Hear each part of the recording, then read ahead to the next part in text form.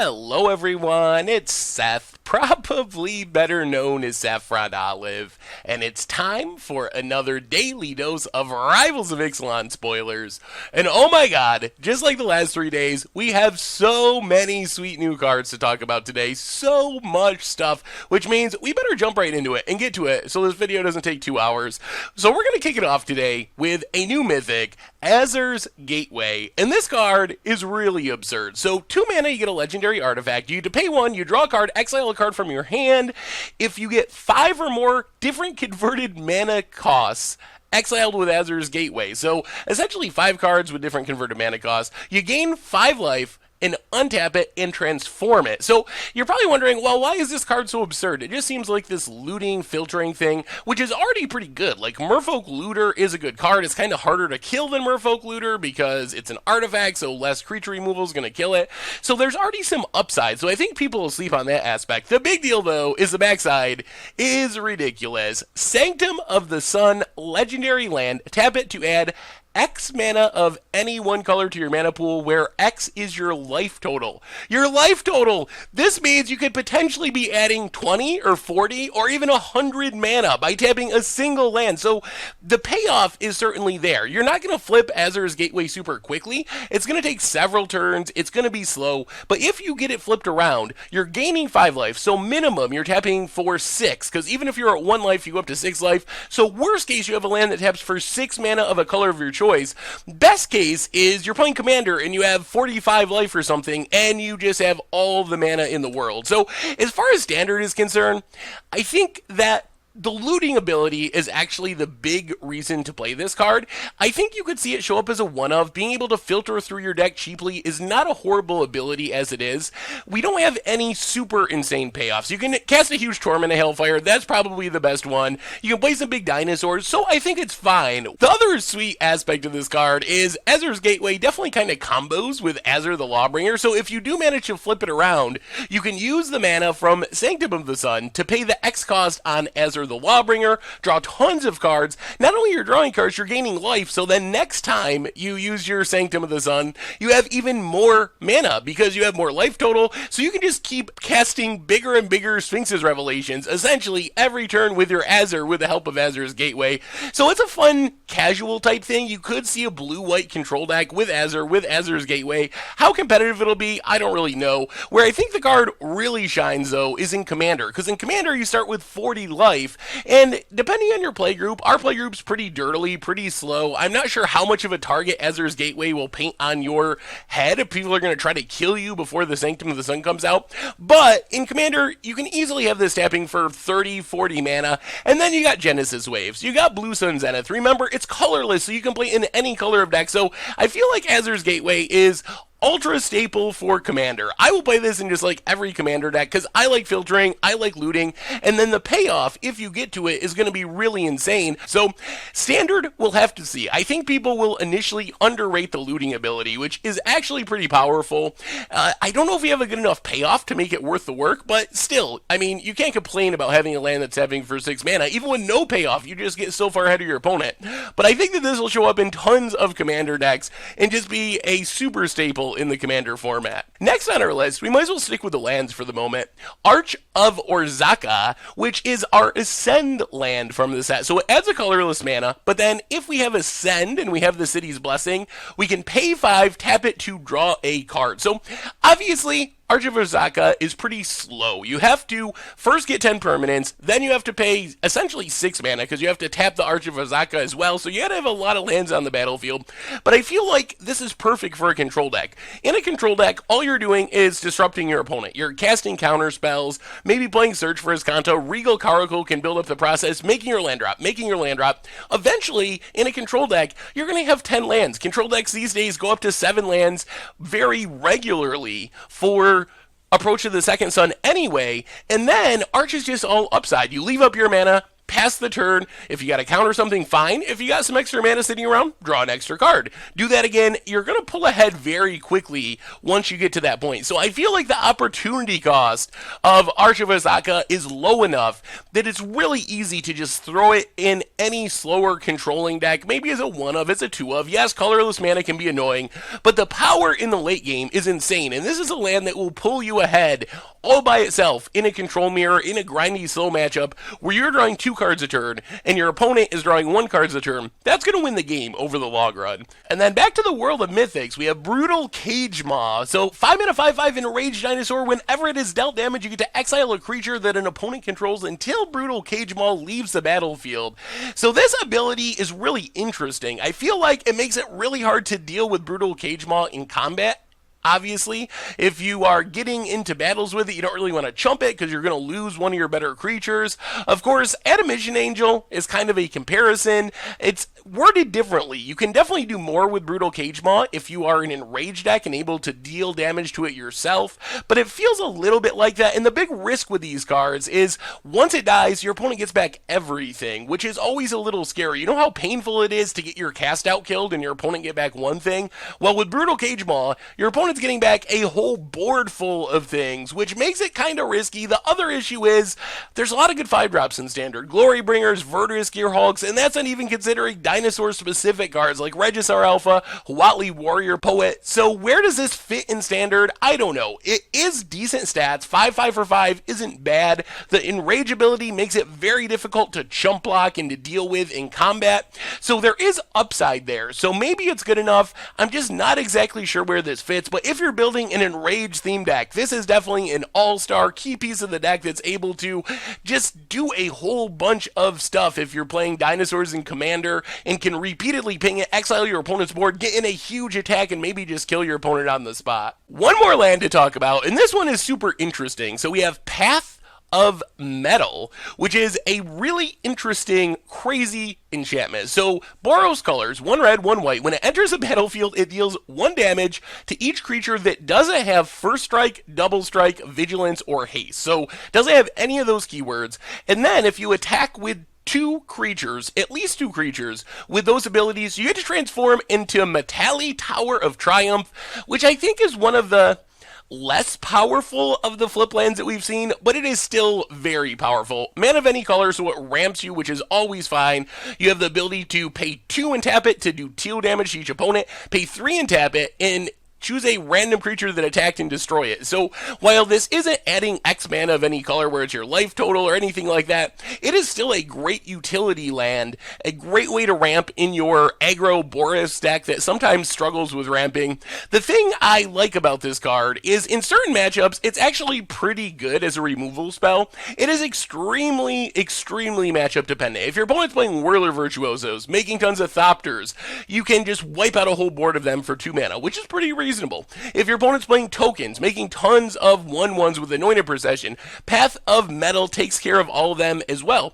The other sweet thing about the card is it's actually pretty easy to flip this really early in the game if you focus on it. If you consider like ramen on bread, maybe the deck goes into Boros, you're already playing Bombat Courier, which has haste. You're already playing Karizev Skyship Raider, which has First Strike. You can easily play Rigging Runner as an additional 1-drop. So that also has First Strike. So it's very possible that you can go 1-drop into Path of Metal into on turn 3, play another 1-drop, and attack with it, a hasty 1-drop like Bombat Courier, flip your Path of the Metal, ramp up into having more mana, so you're casting Glory Bringer the next turn or something, and then have this land that's just giving you direct damage to your opponent, taking care of attacking creatures. So I feel like it's easy enough to flip this if you build around it, that it might be in the conversation. The problem is, depending on the metagame, you might just be playing Path of Metal just for the flip aspect. And is it worth it to play a do-nothing enchantment if you're not killing anything with the 1 damage ability?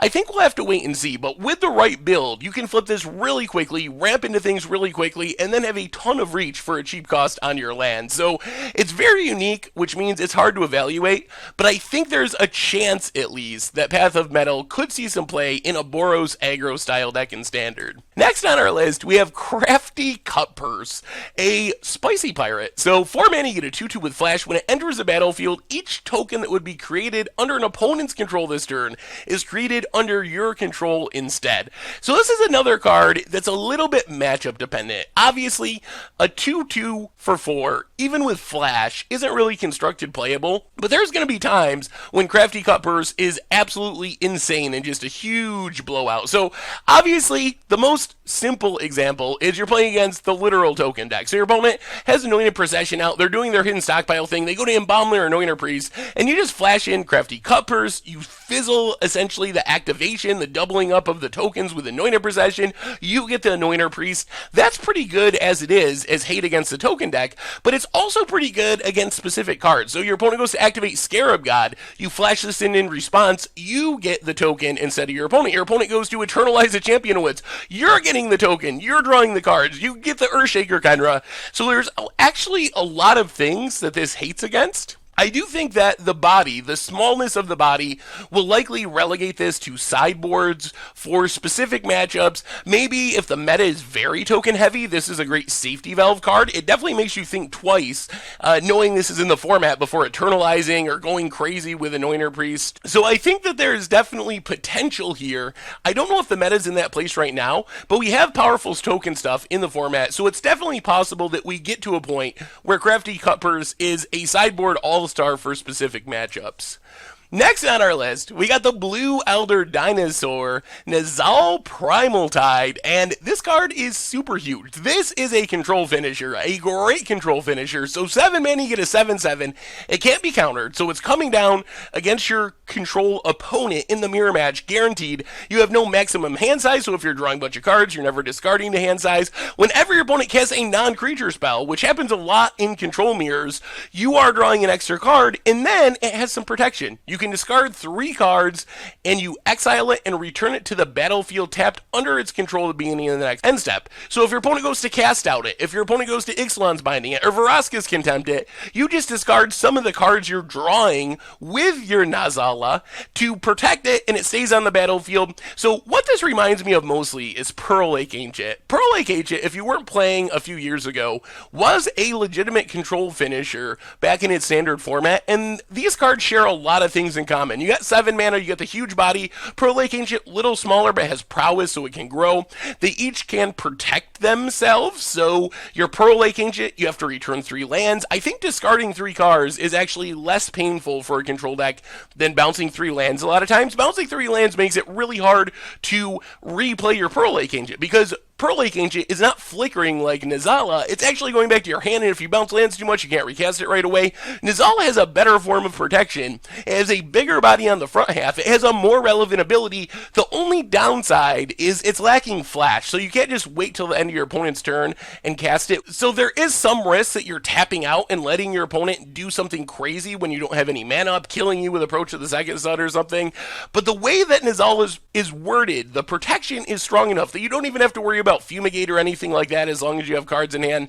So I feel like Nizala, whether or not it can actually triumph over Approach of the Second Sun as the primary finisher for control decks in Standard, that I don't know. Approach has proven to be a very good finisher for control decks, but Nizala is certainly in the conversation, especially if the metagame shifts towards control, where you're playing control mirrors quite often. Nizala is a great option as a finisher for a deck like that. Really hard to deal with, fast clock to close out the game, generates card advantage, can't be countered, pretty much everything you want in a big top-end finisher in a control mirror. So we'll have to see how it shakes out with Nizala versus Approach of the Second Sun, but this is probably the best control finisher we have seen in Rivals of Ixalan for sure.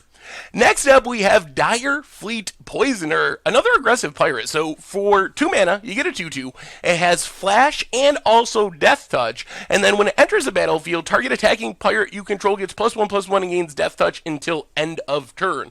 So we have some tricky stuff going on with Dire Fleet Poisoner. First off, it's an ambush viper. So your opponent goes to attack with their huge dinosaur. You're playing pirates. You just flash in your Dire Fleet Poisoner. Block your opponent's bristling hydra, for example. Block your opponent's opponent's huge random dinosaur, Carnage Tyrant, for example, and kill it for just 2 mana. So it's kind of like a risky removal spell because it dies to your opponent's removal, but it can take down something huge if you play it defensively after your opponent is attacked.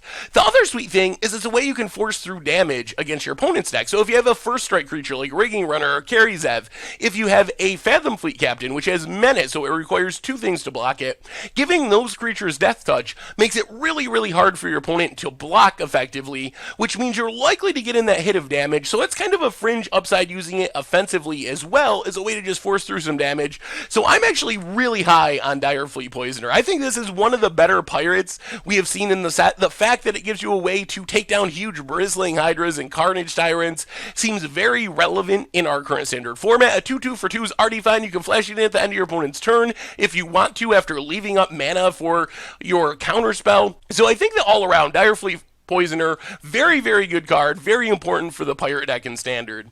Next up, we have a couple of rares I'm not super excited about. Tomb Robber is just a bit slow. For 3 mana, you get a 1/1. Yes, Menace is nice. Yes, discarding cards to explore and potentially grow your Tomb Robber is nice, but I feel like it's just too slow and mana intensive to really see play in standard, especially when you consider a lot of competition in the pirate 2-drop slot. Bishop of Binding is kind of a vampire banisher priest, lets you exile a creature until an opponent controls until it leaves the battlefield, and then it can get kind of big when it's attacking. So the reason I'm not high on these cards, for Tomb Robber, it's just that it ranks behind a lot of other 3-drops in the format. You have Ruin Raider, you have Captain Lannery Storm, you have Forerunner of the Coalition. So if you're playing a pirate deck, I think that Tomb Robber is like the 4th best 3-drop or something, which means it's probably just not going to make the deck. As far as Bishop of Binding, it can do cool things. The fact that you can exile a big creature, attack with it, make your Dustborn Sky Marcher or another evasive vampire really big to get in a huge chunk of damage is nice. The downside is if you target another creature with the pumping ability, then Bishop of Binding probably just going to die in combat because it's only a 1/1, and then your opponent's getting the thing back. The bigger problem with Bishop of Binding, and maybe if you have a heavy enough dose of vampire synergies, this could change, but for the most part, cast out Ixalan's Binding, same mana cost, more guaranteed ways to get rid of a creature than having it attached to a 1/1 body that dies to literally everything in the format. So I think that that is the big problem with Bishop of Binding. Maybe if you're very hardcore into vampires, it could be worth it. Otherwise, probably stick to cast out, stick to Ixalan's Binding. We got a ton of interesting commons and uncommons. Thunderherd Migration gives dinosaur decks a rampant growth, which is actually a pretty good reason to play dinosaurs. Apparently, rampant growth itself is considered too good for standard, which sounds crazy, but the fact that if you're playing dinosaurs, you can ramp from 2 to 4 on turn 2, gets you to your Ripjaw Raptors a turn earlier. On turn 3, gets you to Regisaur Alphas. On turn 4, gets you to your big expensive stuff earlier in the game. So I feel like this is a really great ram spell for the dinosaur deck. As far as Fathom Fleet, Rig Hauler, Jungle Creeper, pretty much limited only. Rounding out our commons and uncommons, we got Fanatical Firebrand, kind of a Raging Goblin, Mon-Fanatic, hybrid, Mutiny, whatever. Negate, a good counterspell to have in standard. Naturalize, another good way to deal with artifacts and enchantments. We have a bunch of other limited only type stuff. Dire Fleet Neckbreaker, if you're the pirate deck in limited, helps you be very aggressive. As far as standard, a little bit small, is a 3/2 for 4 mana. Pirate's Pillage, another fine card for limited, making some treasures. If you really care about treasures, it can be worthwhile, but the cost up front is a little bit too high. It's basically like a 4 mana Tormenting Voice, even though you recoup that mana, but most of the time you want a Tormenting Voice a little bit early, a little bit cheaper. If you're trying to like double up treasure tokens, can be good though. And then Starfleet Sprinter is not bad. A 2/2 haste can't be blocked for 3 mana is a fine aggressive card. The problem is, like we were talking about before with the pirates, there's a lot of good pirate 3-drops, and I think that with Ruin Raiders and the Tudor creatures and Captain Lannery Storm, Stormfleet Sprinter probably going to be relegated to limited only. We also got Golden Demise as far as uncommons, and this one is actually a pretty big deal. So 3 mana, give everything -2/-2, can be a very good sideboard card in specific matchups. While there are a lot of 3 toughness creatures in standard that don't get killed by Golden Demise, it's very good against Ramanamp Red. You kill a lot of things against that deck. It's good against token type strategies, so while this isn't the be be-all and end-all. It is definitely a legitimate sideboard option for specific matchups where gold Demise is going to be very, very strong. Back to the world of rares, we have Starfleet Daredevil, which might be my favorite card spoiled today. So for 2 mana, you get a 2/1 with First Strike. It's also a pirate, so you get relevant tribal synergies.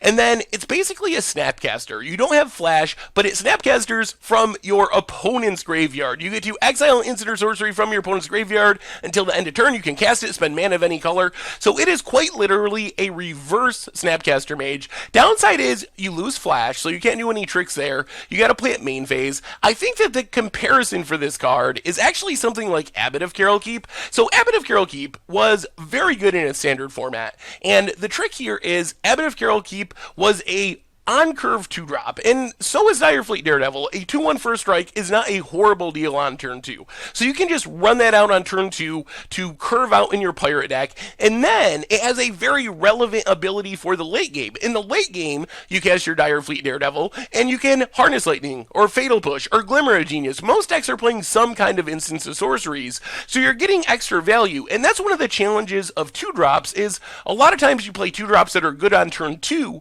but when you top deck your turn 2-drop on turn 6 or turn 7, it loses a lot of its value. Starfleet Daredevil, just like Abbot of Carol Keep, solves that problem. So yes, this isn't the be-all and end-all. Yes, it is metagame dependent, but it is still a lot of value because it's fine on its own on turn 2, especially in a pirate deck where you have other pirate synergies, and then it's fine on turn 6 or turn 7, so that flexibility makes Starfleet Daredevil a really solid option for pirates in Standard. Will also be interesting to see if this could in any way break into Modern. Probably less likely, but in a world where everyone's thought seizing, everyone's playing Serum Visions, you're going to usually have some sort of value to get out of your opponent's graveyard, which can make Starfleet Daredevil maybe a possibility for Modern as well. We also got some more dinosaurs. Silver Armored Ferocidon. It's fine. It's really expensive. The problem is with its Enrage ability, where whenever it's dealt damage, each opponent sacrifices a permanent.